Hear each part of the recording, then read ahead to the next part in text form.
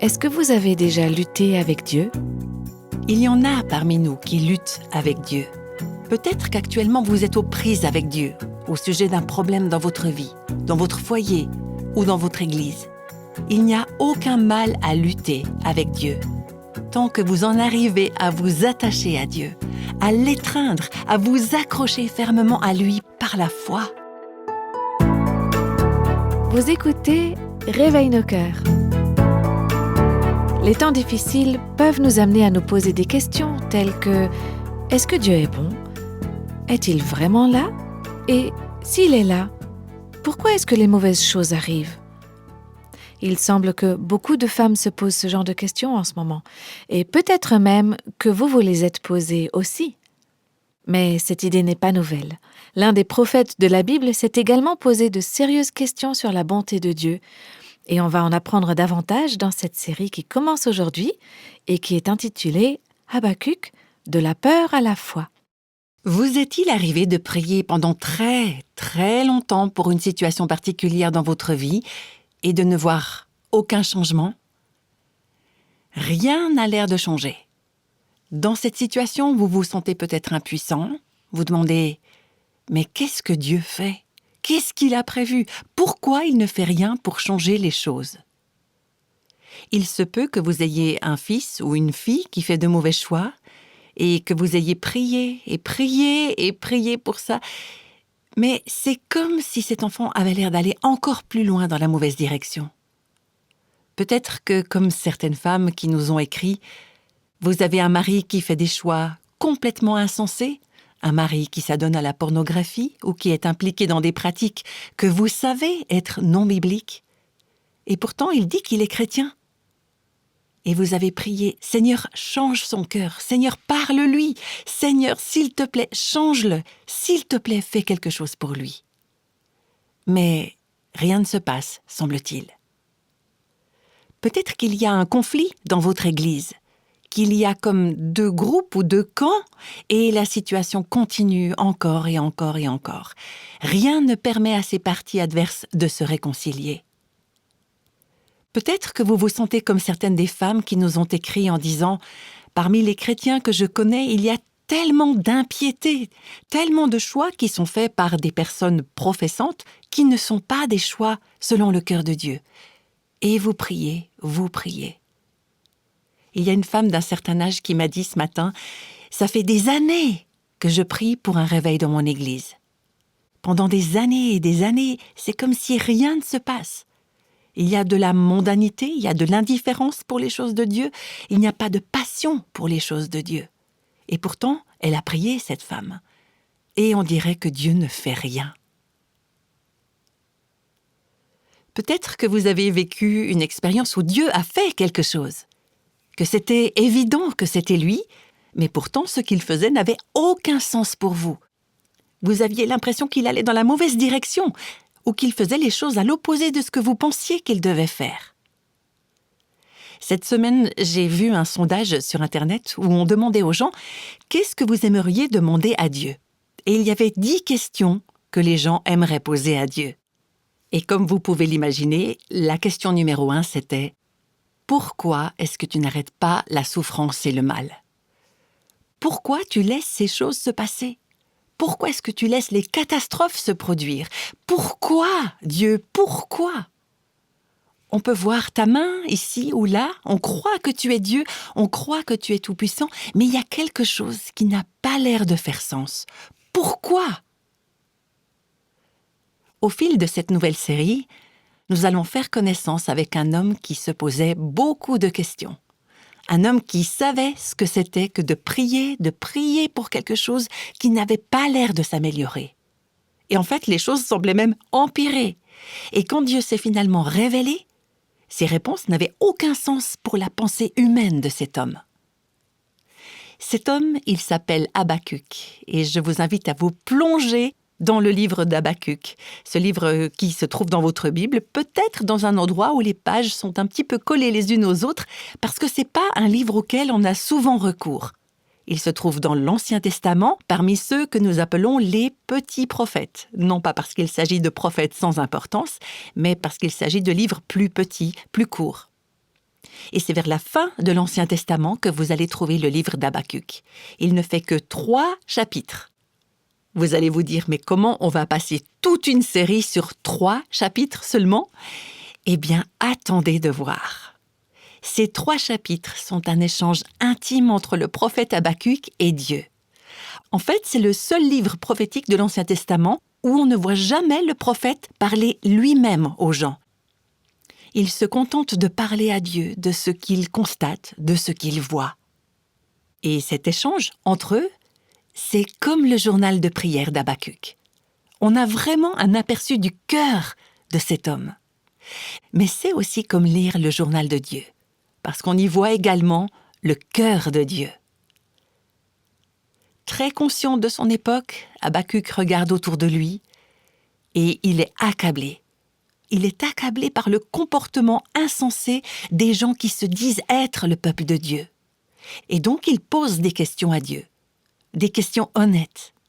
Il se débat avec des problèmes difficiles. Il sonde le cœur et les voies de Dieu.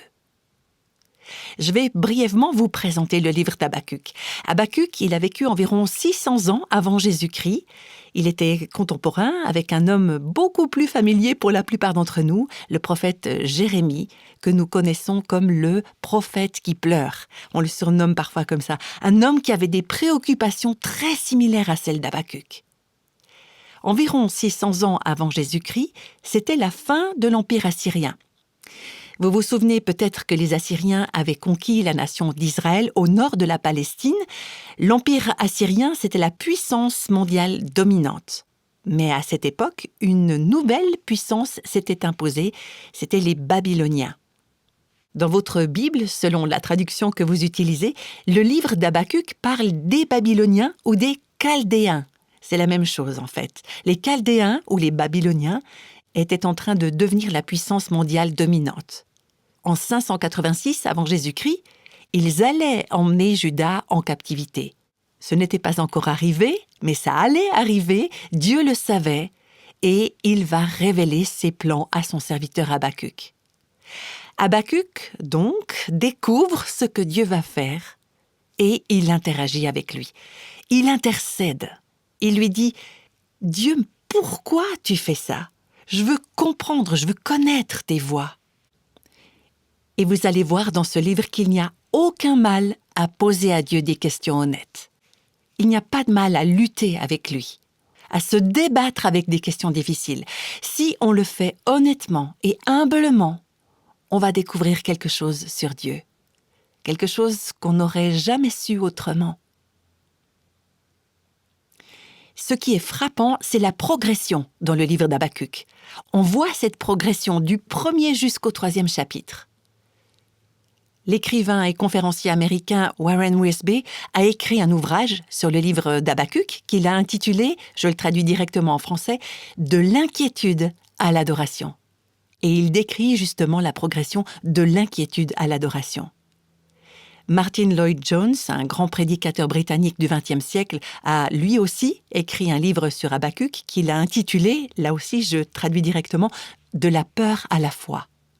C'est donc la progression que l'on voit du 1er chapitre jusqu'au chapitre 3, de l'inquiétude à l'adoration, de la peur à la foi. Et j'espère que vous allez être des nôtres tout au long de cette série, parce que si vous n'écoutez que les premiers épisodes, vous n'aurez que l'inquiétude et la peur. Alors je vous encourage à persévérer pour voir comment Habakkuk va parvenir à l'adoration, à la foi et à la joie.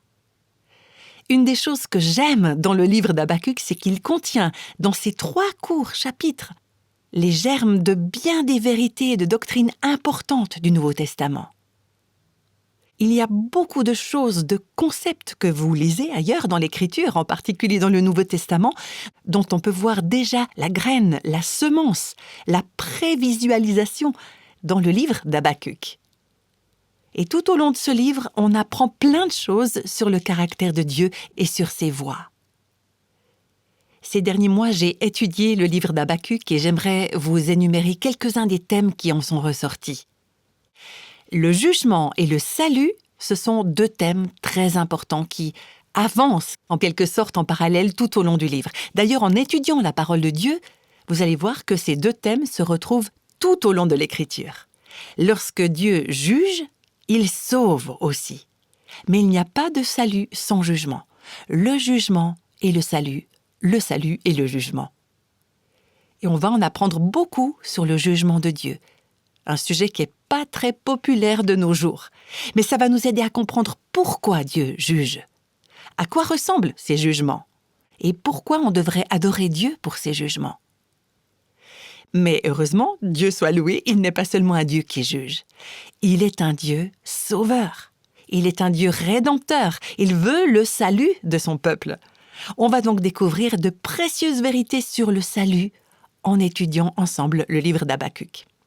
On va vraiment apprendre beaucoup de choses sur Dieu. Alors, ce que je vous propose de faire, quand vous lisez le livre d'Habakkuk ou tout autre livre de l'Écriture, c'est de prendre un papier et un crayon ou à noter mentalement « Qu'est-ce que ça m'apprend sur Dieu ? Qu'est-ce que ce verset m'apprend sur Dieu ? Qu'est-ce que ce chapitre ou ce livre m'apprend sur Dieu ?» Rien que dans le livre d'Habakkuk, on va voir que Dieu est éternel. Et on verra ce que ça signifie, ce que ça implique. On va voir que Dieu est souverain. On va voir la sainteté de Dieu. Parce que Habakkuk a pu avoir un impressionnant aperçu de la sainteté de Dieu. On va voir la puissance de Dieu. On va voir la colère de Dieu. On va voir l'incroyable miséricorde de Dieu. Il y a tellement de choses sur Dieu qu'on va voir dans ces 3 seuls chapitres. Ensuite, on va aussi apprendre beaucoup de choses sur la foi. Qu'est-ce que la foi? Comment est-ce qu'elle fonctionne? Pourquoi elle est tellement importante? En fait, comme on va le voir, la foi est un thème central du livre d'Habakkuk. Et puis on va aussi apprendre à attendre. Ce que la plupart d'entre nous, on ne fait pas très bien parce qu'on n'aime pas ça. Mais on va apprendre à attendre le Seigneur. On va aussi apprendre à souffrir. En fait, on va comme développer une théologie de la souffrance en étudiant ce livre. Comment faire face à l'adversité et pourquoi Dieu permet l'adversité dans nos vies. Mais on ne va pas seulement apprendre à connaître la souffrance et l'adversité. On va également apprendre à connaître la joie, à tirer de la joie de la souffrance et de l'adversité. Ça vous paraît peut-être fou, mais vous allez voir. Dans ce livre, on va aussi beaucoup apprendre sur la prière, sur le problème des prières qui restent sans réponse et sur les apparents retards de Dieu sur l'exaucement des prières. On va en retirer également un enseignement sur la louange et l'adoration et sur le plan souverain de Dieu pour révéler sa gloire dans ce monde. Les grands plans, les grands desseins de Dieu. On va dépasser nos limites personnelles et notre propre petit monde et voir que Dieu a un plan beaucoup plus grand et plus grandiose. Et on découvrira ce que c'est. On va aussi apprendre la loi de la semence et de la récolte, de la rétribution divine. On récolte ce que l'on a semé. On lira aussi des éléments sur la dépravation de l'humain. On apprendra le triomphe ultime du bien sur le mal. Et une des choses qu'on va apprendre aussi, c'est comment la bonté et la justice de Dieu agissent conjointement face à l'existence du mal. Comment un Dieu bon, un Dieu juste, peut-il laisser le mal se produire? Ça, on va l'étudier ensemble aussi. Donc, on va prendre le temps d'explorer ces thèmes et on va parcourir le livre d'Habakkuk verset après verset, phrase après phrase. Et j'aimerais vous encourager au cours de ces prochains temps à étudier avec nous.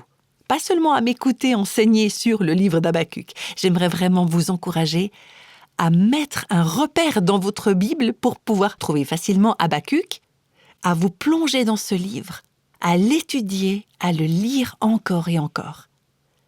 Vous savez, ma Bible, elle s'ouvre presque toute seule sur le livre d'Habakkuk actuellement parce que j'ai passé tellement de temps à l'ouvrir à cet endroit-là puisque je l'ai étudié pendant plus de 3 mois.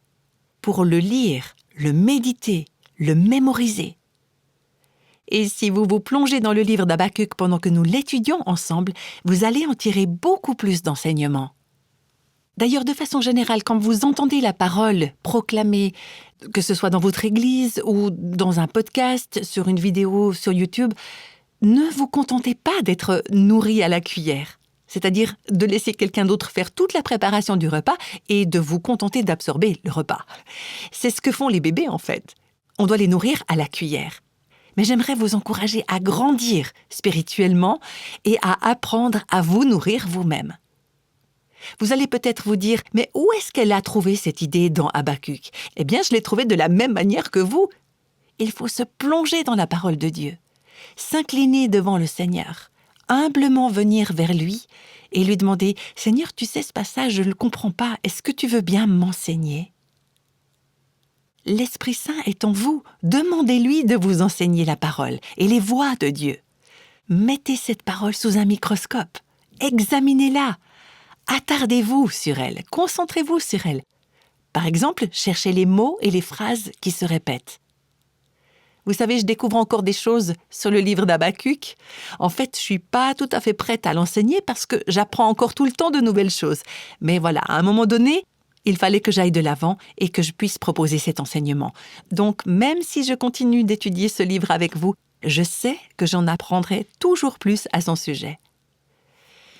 On va donc commencer Habakkuk au premier chapitre, avec juste le premier verset. C'est tout ce qu'on va voir aujourd'hui.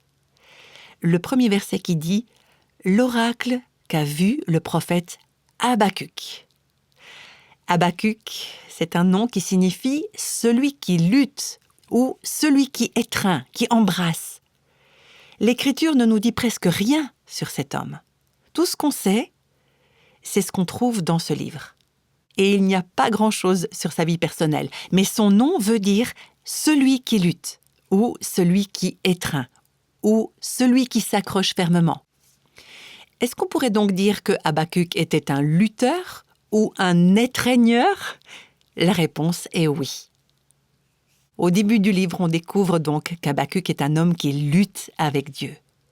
Il lui dit « Dieu, je ne vais pas te laisser partir tant que tu ne m'auras pas donné des réponses. » Il se bat avec Dieu.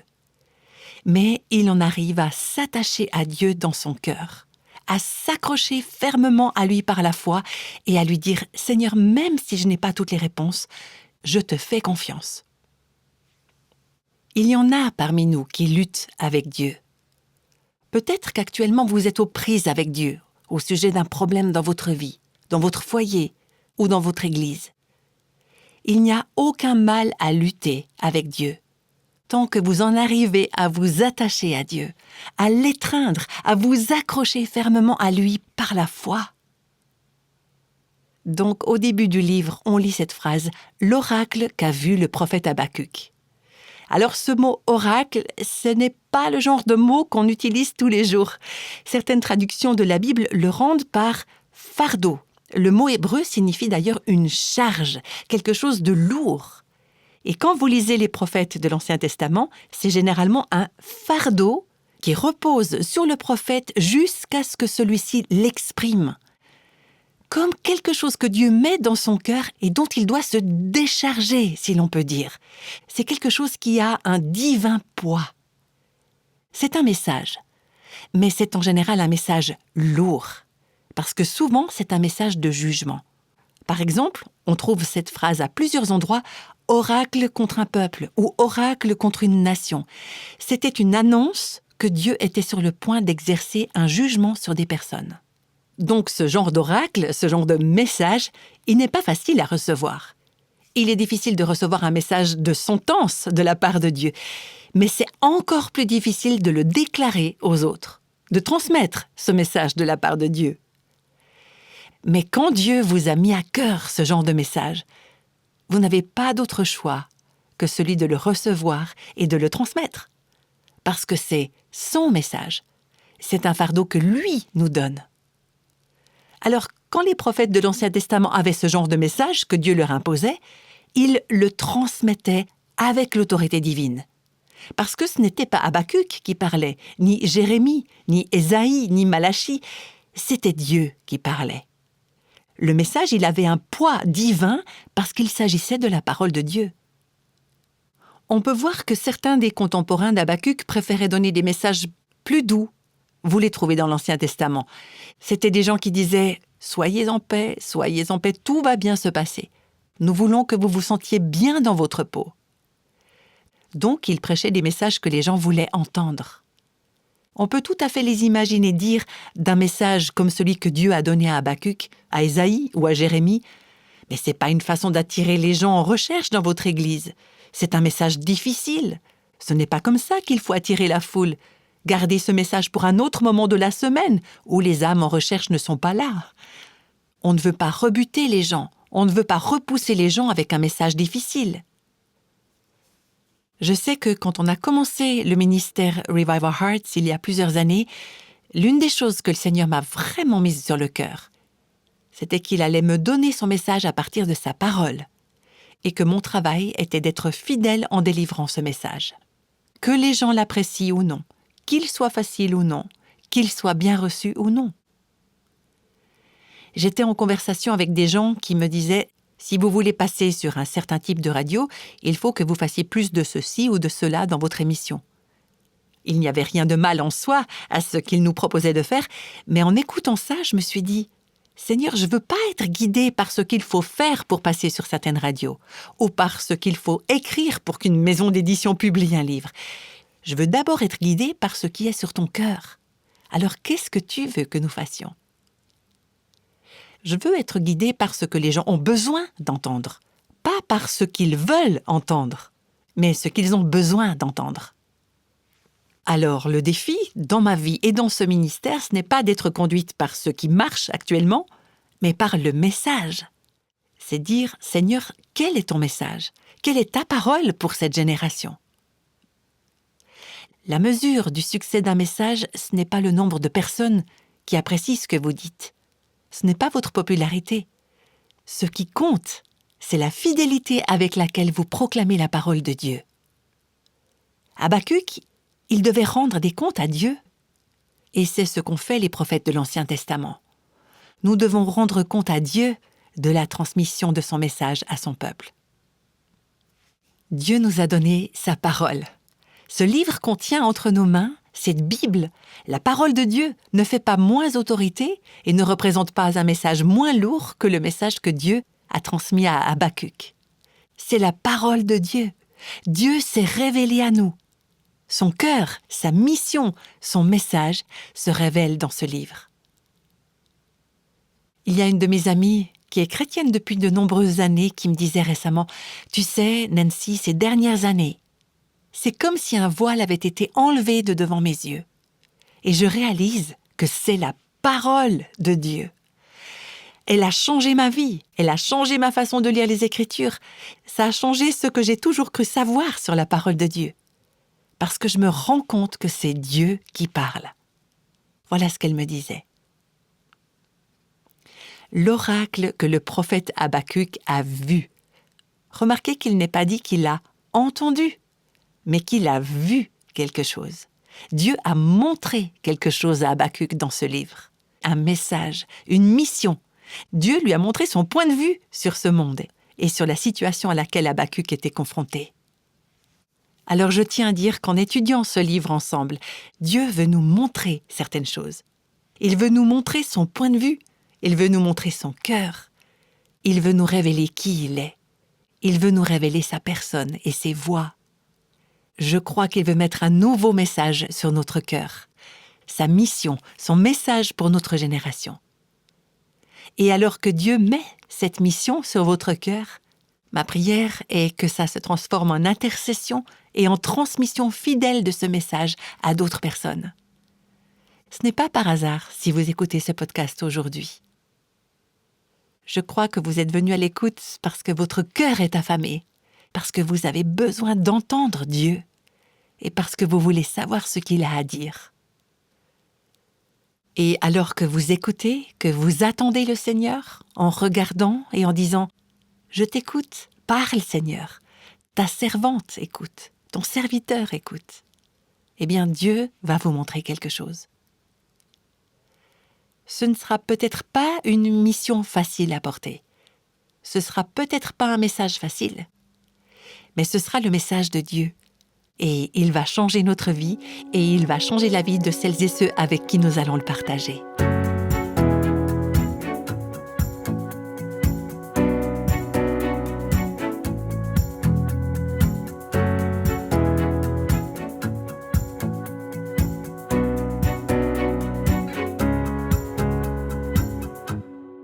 Nancy DeMoss-Wolgemuth nous a donné un aperçu de ce qu'on va découvrir dans l'histoire d'Habakkuk, alors que nous l'étudierons ensemble ces prochains temps. Et ce livre est important pour toutes les personnes qui luttent contre la peur ou qui luttent contre la volonté de Dieu, ou alors qui remettent en question la bonté de Dieu. Voilà pourquoi ça vaut la peine d'étudier ces 3 chapitres du livre d'Habakkuk et nous nous réjouissons de faire ça avec vous au cours de cette série. Pour terminer ce podcast, j'aimerais vous inviter à prier avec nous. Je te remercie, Seigneur, parce que tu es un Dieu qui parle à ton peuple au travers de ta parole aujourd'hui. Je prie pour que tu nous donnes des oreilles pour entendre, des yeux pour voir ton fardeau, le message qui est sur ton cœur pour cette génération. Alors je te demande de nous aider à te voir et d'avoir ton regard sur ce monde qui est le nôtre, sur nos circonstances, sur nos questions difficiles. Et alors même que nous luttons avec toi et que nous nous débattons avec des sujets difficiles, que nous puissions en venir, par la foi, à pouvoir t'étreindre, à nous accrocher à toi très fort et à ta parole aussi. Et c'est au nom de Jésus-Christ que je te prie. Amen.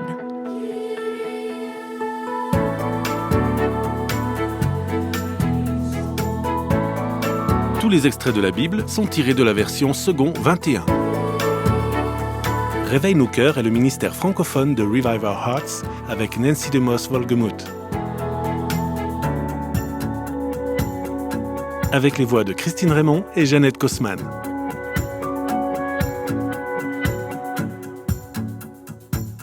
Quelle que soit la saison de votre vie, Réveille nos cœurs vous encourage à trouver la liberté, la plénitude et à porter du fruit en Christ.